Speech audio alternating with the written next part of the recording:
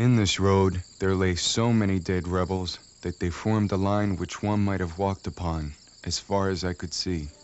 They lay there, just as they had been killed, amid the blood which was soaking the earth. The wounded filled every building and overflowed into the country round, into farmhouses, barns, corn cribs, cabins, wherever four walls and a roof were found together. I had to wring the blood from the bottom of my clothing before I could step, for the weight about my feet.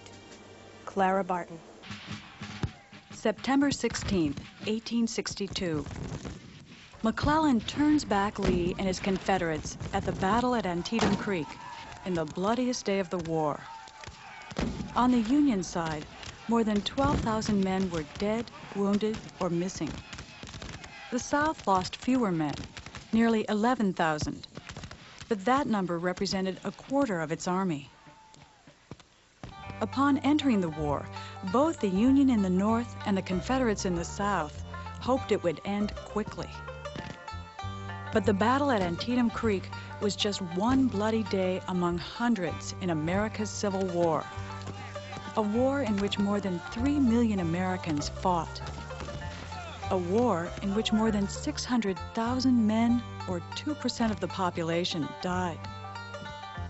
Nearly every Southern family lost a son, a brother, or a father. Americans displayed bravery and cruelty, ingenuity, and poor judgment. The war was long and horrible, and it changed forever the lives of all who lived through it. White and black soldiers, slaves, settlers in the West and Native Americans, professional women, and those who kept families together back home. Future years will never know the seething hell in the black infernal background, the countless minor scenes and interiors of the Secession War, and it is best they should not. The real war will never get in the books. Fort Whitman.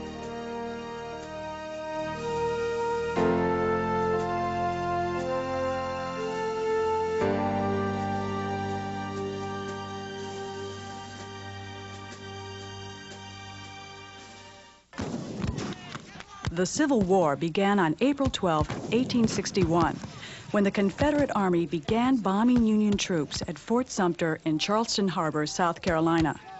General Pierre G.T. Beauregard demanded that Major Robert Anderson and his Union troops withdraw from Confederate territory. Men and women watched from their rooftops as the shells screamed over Sumter. The attack at Fort Sumter followed decades of American unrest over slavery, states' rights, social values, and Western expansion. It had gotten so bad that politicians were coming to Congress with revolvers and knives in their briefcases, unwilling to compromise. Southerners feared that Abraham Lincoln, the newly elected president, would end slavery. So they seceded from the Union, elected their own president, Jefferson Davis, and wrote a Confederate Constitution. By the time shots were fired in Charleston Harbor, the Confederacy had 7 states. America had become 2 countries, and Abraham Lincoln was going to put it back together again. Major Anderson and his troops withstood 1 day of intense cannon fire without injury. After 34 hours, Anderson surrendered Sumter. He returned north carrying a ragged flag. The victory cheered the South and set the North on fire. The shot-torn Sumter flag waved from the statue of George Washington in New York's Union Square. 100,000 New Yorkers surrounded it, demanding vengeance.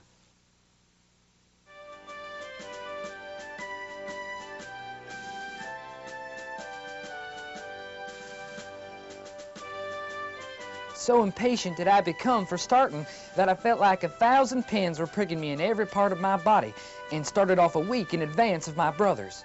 Frank P. Peake, Arkansas. Lincoln immediately ordered states to send 75,000 men to serve as federal troops. Patriots rallied to the cause. His call put 4 more states into the Southern Confederacy, and Jefferson Davis arranged to move the Confederate capital from Alabama to Richmond, Virginia. At its beginning, the aims of the war were simple. The Confederacy would fight for independence, the North to reestablish the Union. But young men enlisted for many different reasons. Some for conscience, some for adventure, some for honor. If a fellow wants to go with a girl now, he had better enlist. The girls sing, "I am bound to be a soldier's wife or die an old maid." Private Theodore Upson, 100th Indiana. I tell the boys right to their face, I'm in the war for the freedom of the slave. When they talk about saving the Union, I tell them that is Dutch to me. I'm for helping the slaves if the Union goes to smash. Jancy Cook, Wisconsin. Men streamed in with an assortment of gaudy and impractical uniforms. The first wave came as 90-day volunteers, another as 3-year volunteers. They elected their first leaders from among themselves. Most had no military experience. Amateurs led amateurs. When they arrived at camps, generals who had never led such large groups were expected to put together troops from these undisciplined civilians. Neither North nor South was ready for war. Both sides looked for leaders among career soldiers, many of whom had studied together at West Point and other institutions. They were classmates and friends. Robert E. Lee was first choice for leading the Union Army, but when his home state of Virginia seceded, he accepted Jefferson Davis's request to lead the armies of the Confederacy. Abraham Lincoln would struggle with lesser generals for 3 years until he found a match for Lee in Ulysses S. Grant. Northern officers like William Tecumseh Sherman warned their Confederate friends that they were bound to fail. The North had 18 million people. The South had only 9 million. 1/3 of those were slaves.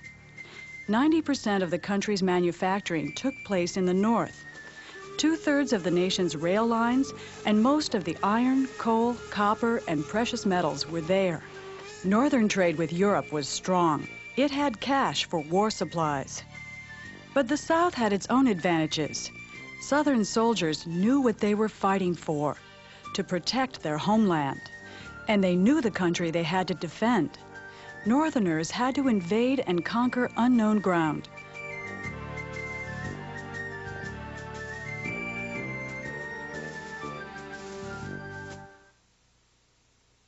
Men fall. They're bleeding, torn and mangled. There's smoke, dust, wild talking, shouting, hissing, howling, explosions. It is a new, strange, unanticipated experience to the soldiers of both armies, far different from what they thought it would be. Charles Coffin. After the attack at Fort Sumter, enthusiastic new soldiers waited impatiently to see action. It came for many at Bull Run, only 25 miles from Washington, D.C. Union troops headed for Richmond in summer heat. Confederate troops sent them running. When the battle was over, some 3,500 men lay dead or wounded. Another 1,300 were missing. The Union retreated. The South claimed a victory and boasted the battle had secured their independence. Lincoln quickly appointed General George B. McClellan to lead the Union Army, who organized, drilled, and equipped a formidable force of 250,000 men. The soldiers must be fed and clothed. They must have guns, cartridge boxes, knapsacks, tents, and wagons. For the closing of the southern seaports, ships must be built. Never before was there such a commotion in the northern states. Charles Coffin. During the Civil War, Americans in both the North and South applied their technological genius to the weapons of war. The Civil War witnessed the introduction of railroad artillery, military telegraph and railroads, landmines and telescopic sights, ironclad ships, and submarines. Lincoln found the new gadgets fascinating. He encouraged balloons for battlefield observations, tested new rifles, and encouraged inventors. McClellan's army became the best equipped in history. New developments in firearms design improved accuracy and range, enabling soldiers to pick off oncoming troops from a long distance.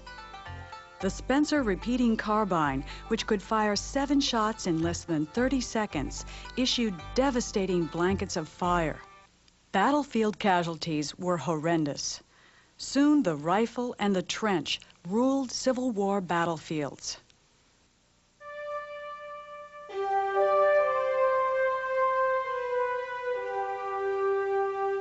Lincoln may have entered the Civil War to preserve the Union, but no matter how he defined the North's objectives, this was a war about slavery. The Civil War was about both Union and slavery. It was first about Union because the South had seceded from the Union and went its own way. And if you were going to restore the Union, you had to keep the Union uppermost in people's minds. Most Northerners would fight for Union. Because of racism, they were not willing yet to fight against slavery, although in time they came to hate slavery because slavery strengthened the Southerners. Driven by the need for freedom, the war was transformed into a war for Union with no slavery, a war to, in effect, have government of the people, by the people, and for the people, but now a people that would include all rather than just some. Free blacks offering to fight were turned away from recruiting offices and told that this was a white man's war. Free blacks contribute by constantly petitioning both Congress and the President for the right to serve as soldiers in the Army, and for a clear statement from the President on what the fate of the slaves will be in the event of a Union victory. Frederick Douglass is very eloquent and very important in this movement. He besieges Lincoln. He's in Lincoln's office 3, 4, 5 times in those 3 years, demanding the right of black men to serve in the Army. And speaking in public, saying things like, there is no population in the country that loathes the slaveholders more than the slaves. Unleash the mighty power of black resentment. Slaves working back on the farms and in the factories made it possible for Southern whites to fight in the field. To break the Confederate war machine, Lincoln realized he would have to raise the stakes. With the first big Union victory at Antietam, Lincoln issued the Emancipation Proclamation, declaring that all slaves still held by enemies of the Union would be free as of January 1st, 1863. Soon after, the Union Army allowed black men to fight for freedom.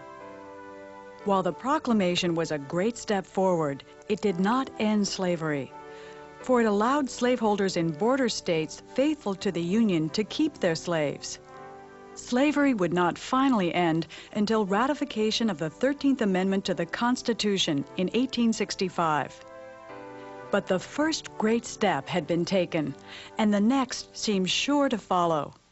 Black men and women took to the streets cheering Lincoln. The proclamation meant the North was no longer fighting just for the Union. It was fighting for the establishment of a nation without slavery. Southern slaves decided to emancipate themselves by running away to Union lines by the tens of thousands. African Americans began fighting in the Civil War almost from the beginning of the Civil War, even though they were not formally recruited. And a remarkable experiment was launched there, known as the Port Royal Experiment, to answer every question that white people in the North might have had about slaves. Would they work without compulsion? If freed, would they go and attack white people? If they had to defend themselves, would they do so, or would they shrink back in fear? In order to protect this experiment, it was necessary to arm some slaves, in effect to give them uniforms. And this was the 1st South Carolina Regiment. This isn't the regiment you see in the movie Glory. That comes later. The 1st Regiment was actually made up of slaves whose status as slaves or free people was not even assured. This is before the Emancipation Proclamation in 1862. So blacks were fighting from the very beginning. But it wasn't until after the Emancipation Proclamation was issued that it became legally possible to enroll blacks in the military. And roughly about 200,000 blacks served in the Union Army and Navy before the war was over. Absolutely essential to Union victory. Frederick Douglass rejoiced when blacks could enlist. He sent 2 of his own sons, but he believed the restriction against black officers was wrong. It is a little cruel to say to the black soldier that he shall not rise to be an officer of the United States, whatever may be his merits. But I see that coupled with this disadvantage, colored men should hail the opportunity of getting on the United States uniform as a great advantage. May 17, 1863. black troops charged the Confederate fortifications at Port Hudson, Louisiana. 4 times they charge into intense rebel fire. 4 times they suffer withering losses. Seeing black soldiers' courage in battle helped change people's minds about the wisdom of Lincoln's decision.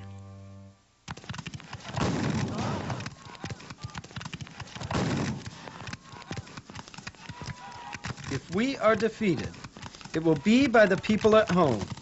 Atlanta Southern Confederacy. While soldiers fought gunfire on the front, those left behind fought discouragement and want at home. Wartime shortages drove prices so high in the South that many people could not afford food even when it was available. They blamed merchants for setting high prices for a profit. In Richmond, Mary Jackson led 300 armed women into stores demanding better prices for food. An angry mob joined them, smashing windows and doors. Jefferson Davis finally came to quiet them, and Jackson was arrested. More bread riots erupted in Atlanta, New Orleans, and other southern cities. The North faced its own trouble at home. Not everyone supported the war. Northern Democrats denounced what they called Mr. Lincoln's War. Working-class men in northern cities resented competing for jobs with the growing number of African Americans fleeing north. They resented being forced to fight a war for black freedom. When Congress began a draft in 1863, riots broke out in northern cities. The worst took place in New York City in July 1863. The new draft law allowed a man to pay a substitute to take his place in the Army. Many poor workers, especially Irish Americans, were forced to serve. The drawing of the first draftees' names in New York triggered a 3-day riot by mobs of white workers who plundered rich people's houses, then turned their anger on blacks. Many men were killed and thrown into rivers. A great number hung to trees and lampposts. Numbers were shot down. No black person could show their heads. They were hunted like wolves. Christian Recorder. The government had to rush troops from the Gettysburg campaign to stop the rioting. When it was all over, 74 people lay dead.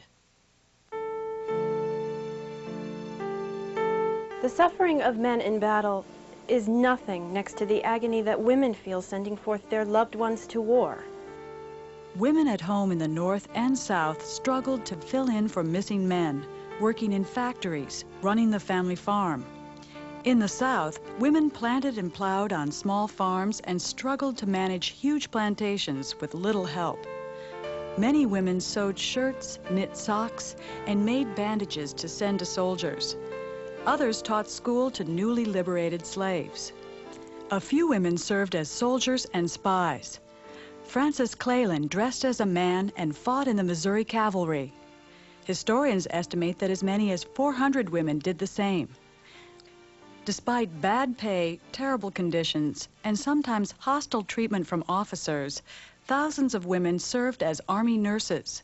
The doctors in the Union Army didn't want these women. They said they'll just interfere with what we're doing. They won't be able to stand the gory scenes of blood and destruction that we have to deal with, and they won't do a good job, and we don't want them. The women went anyway. Dorothea Dix organized and headed all-female Union Army nurses. Northern women also organized a sanitary commission and went to work improving horrible conditions in disease-ridden hospitals.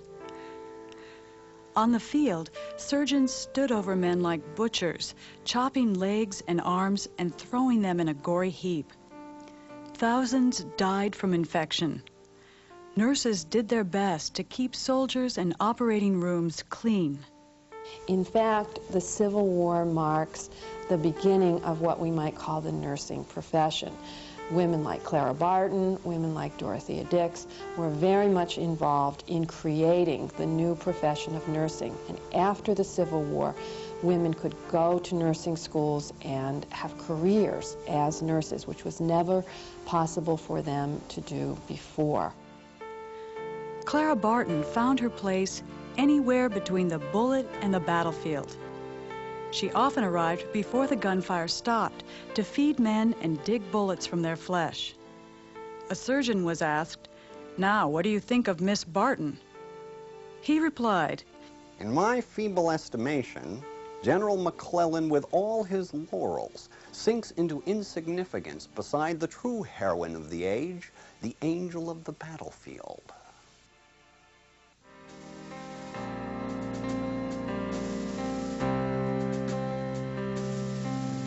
July 1st, 1863.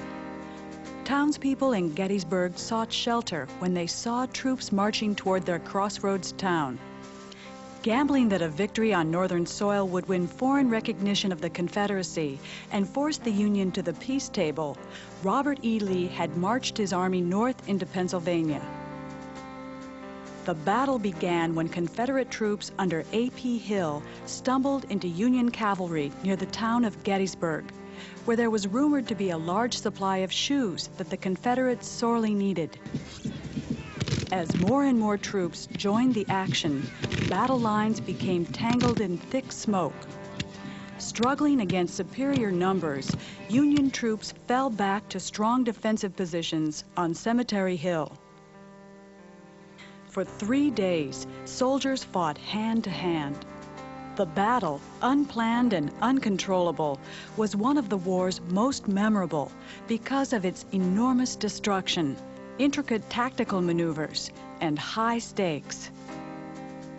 When fighting finally ended on the 4th of July, 51,000 men lay dead or wounded. The Confederates had retreated, but there was so much death and rubble, it wasn't clear who had won. Lee's defeat was one of 2 heavy blows to the Confederacy. In the West, the loss of Vicksburg gave the Union control of the Mississippi and cut the Confederacy in 2. Lee understood what had happened and offered his resignation to Jefferson Davis, who rejected it.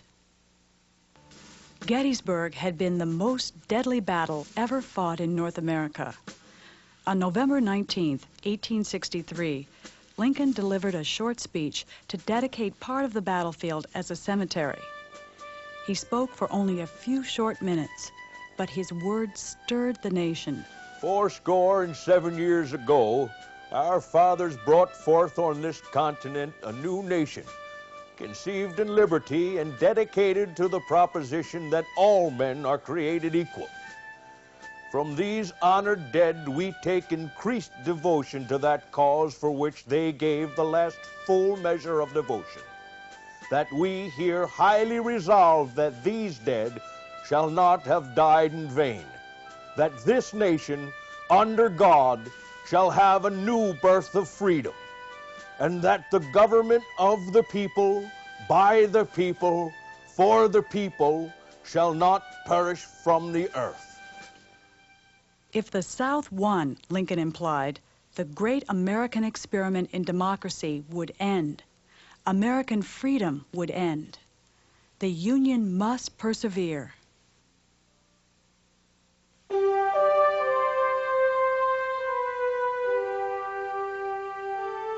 While events at Gettysburg were changing the course of the war in the East, out west, General Ulysses S. Grant was winning hard-fought Union victories. Unconditional surrender Grant, they called him, after he had refused to accept anything but an immediate and unconditional surrender. All through the winter of 1862 and 63, he had laid siege to the town of Vicksburg, the last Confederate stronghold on the Mississippi River. On July 4th, 1863, the Confederates finally surrendered. Yesterday, we rode on the pinnacle of success. Today, absolute ruin seems to be our portion. The Confederacy taught us to its destruction. Farther west, Indian nations were also becoming entangled in the war. White settlers continued to move into Indian territories, disregarding treaties and promises. The North was also eager to bring Western territories into the Union as free states and worried that Confederates were luring Native Americans to fight for the South. And it is an interesting story in that we don't usually think of Indians being slaveholders or indeed Indians lining up with the Confederacy. You'd say, why wouldn't Native Americans line up with freedom since they had so little of their own? Those Indians who had slaves, Cherokee, Creek, Choctaw owned slaves, not all of them, tended to line up with the Confederacy. Those who didn't, for a variety of reasons, might line up with the Union. Chiefs like Stan Wadey or Chief John Ross, they were generals, and they fought largely in the Western theater, although a few ended up here in the Eastern theater. But they looked to their own interest, as you would expect anybody to do during the war. November 1864, Sand Creek, Colorado. Some 550 Southern Cheyenne and Arapaho Indians are camped along Sand Creek for the winter.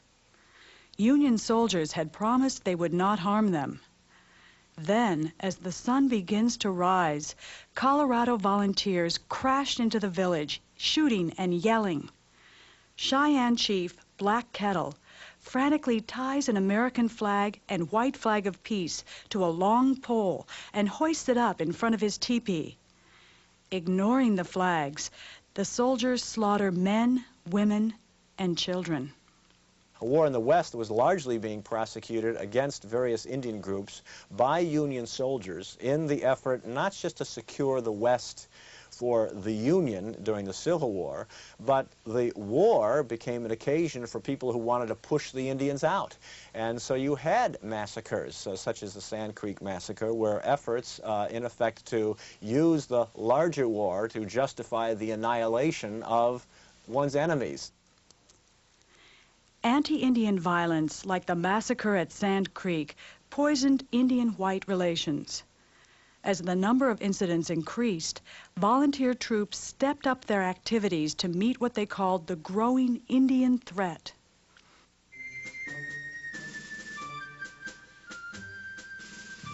In March 1864, Abraham Lincoln appointed Ulysses S. Grant Lieutenant General, a post last held by George Washington. Grant now controlled the Union's 500,000 soldiers. Lincoln had, at long last, found the man he was looking for. Grant was tough, decisive, and unrelenting. Grant moved his army southward, inflicting heavy losses on the Confederates in his Wilderness Campaign. "Wherever Lee goes, I go," he vowed, as he mounted constant assaults on the Confederates. People in the North were shocked at the losses after Cold Harbor. They were piling up bodies, literally. It was said at Cold Harbor you could walk from one end of the battlefield to the other across dead Union soldiers and your foot would never touch the ground, but it would be soaked in blood that would go all the way up to your knees. People in the North said, "What? We can't continue with this." But Grant knew that he must continue it because the only way to beat Lee was to destroy his army. And if you destroyed Lee's army, then you would destroy the last vestige of Southern resistance. No Southerner would stand after Lee had fallen. Grant wanted to strike a death blow, something that would break the spirit of the Confederacy. He gave William Tecumseh Sherman 100,000 troops and orders to march all the way to Atlanta. Sherman tore his way through the South, finally capturing and burning the city of Atlanta, the military supply and rail center of the Deep South. As far as the eye could reach, the lurid flames of burning houses lit up the heavens. I could stand out on the veranda and for 2 or 3 miles watch the Yankees as they came on. After Atlanta, he made the decision to cut himself off from just following another Confederate army and to move across the richest counties in the Confederacy. He had studied census materials to find out what are the richest counties, and he was going to go from Atlanta to the sea. He was going to cut, as he said, a bloody swath and devour everything in his path. If they couldn't eat it, living on their bellies, what the Confederacy had for them to take, then they would destroy it. And the purpose of this was to let every Southerner know, because even those not hit directly would learn, let every Southerner know that we can move at will. I can move an army across a state and you can't stop us. And if I can move it there, I can move it anywhere. I will destroy you. That's a modern concept of total war. It shocked people in the middle of the 19th century. It shocks people still, but it worked. The fall of Atlanta cheered the public back home and helped Abraham Lincoln win re-election over Democrat George McClellan, his former commander-in-chief, who ran on a platform that denounced the war as a failure and called for a negotiated peace with the South.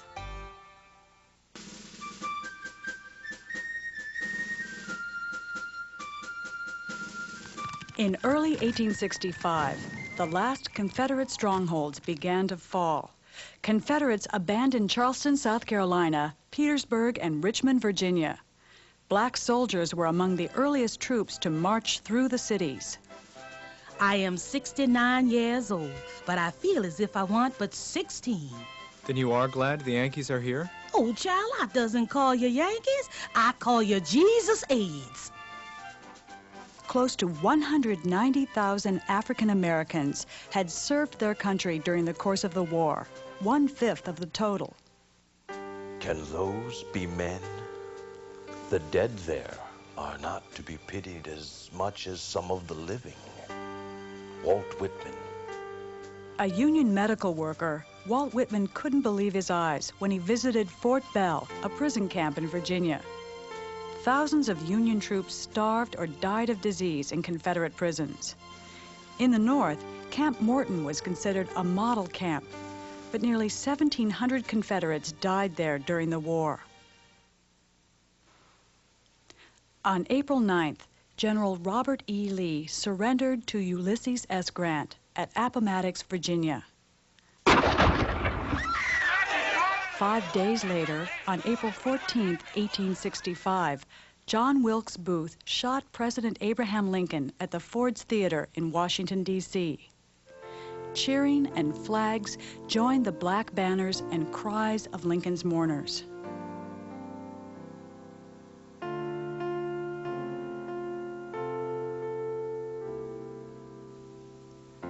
After 4 years of fighting and the loss of more than 600,000 lives, the Civil War was finally over.